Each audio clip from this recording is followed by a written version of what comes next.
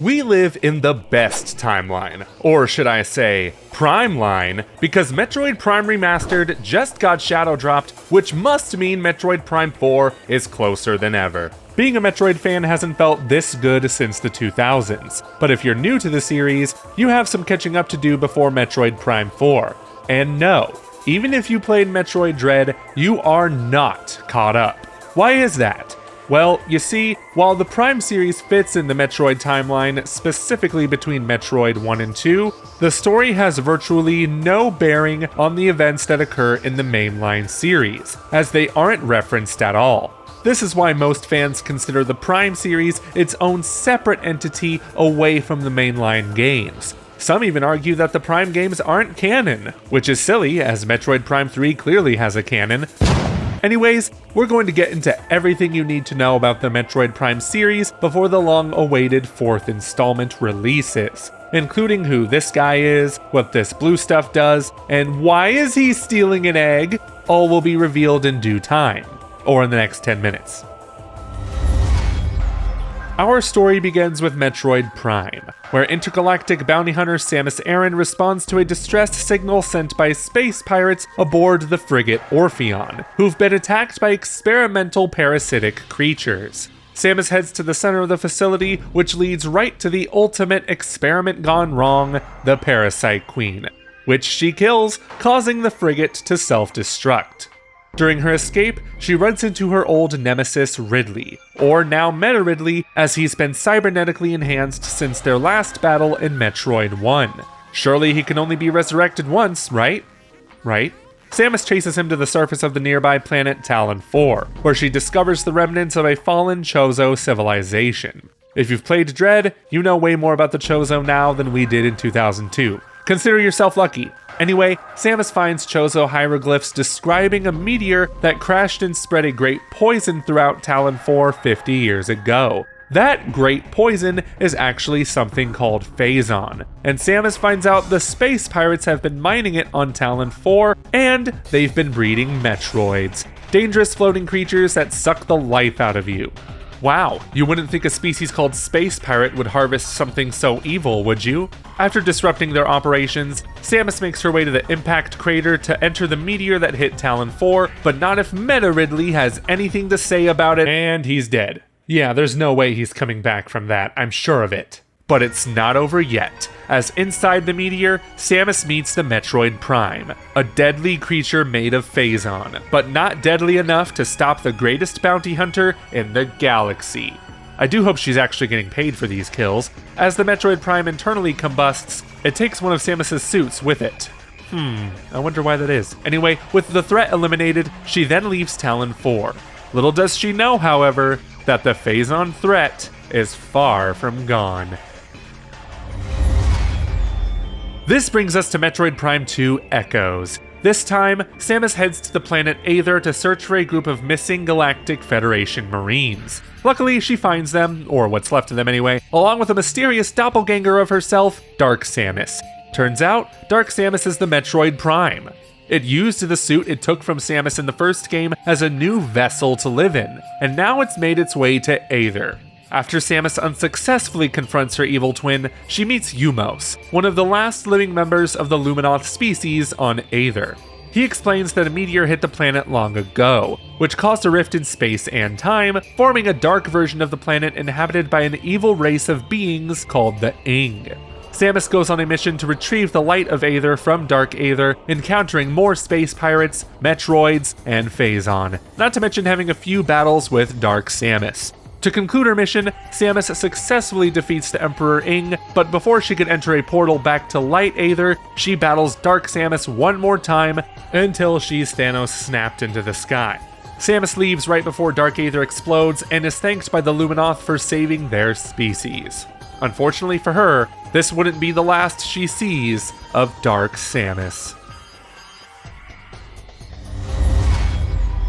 Alas, we've reached the conclusion of this epic trilogy, Metroid Prime 3 Corruption.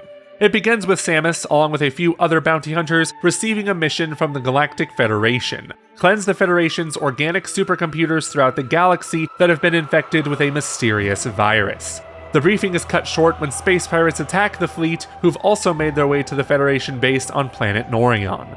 Samus and the hunters head to the base where they encounter space pirate opposition and Meta Ridley again. But of course, he's still no match for Samus. Hopefully he stays dead this time.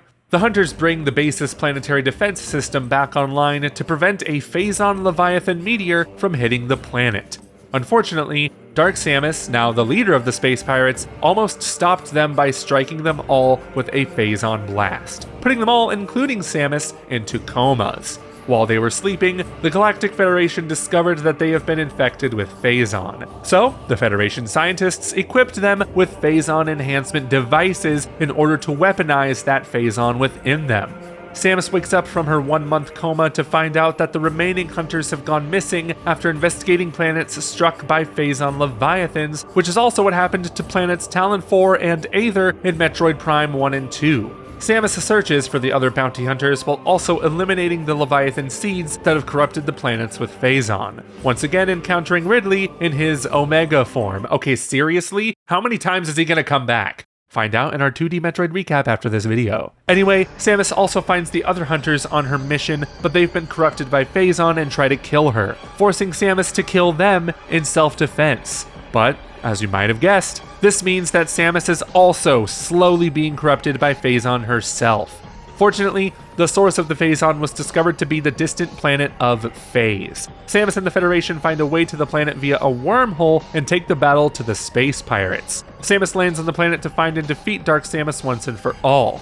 After she completes the mission, Phase is destroyed, thus cleansing the Phazon in Samus's blood. But as she flies away, an insidious ship follows. Who is this mysterious individual flying the ship?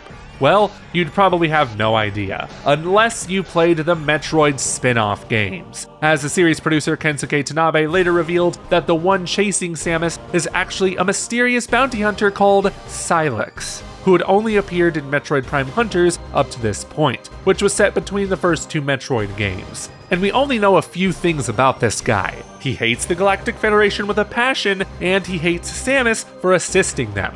See, that's literally all the instruction booklet says.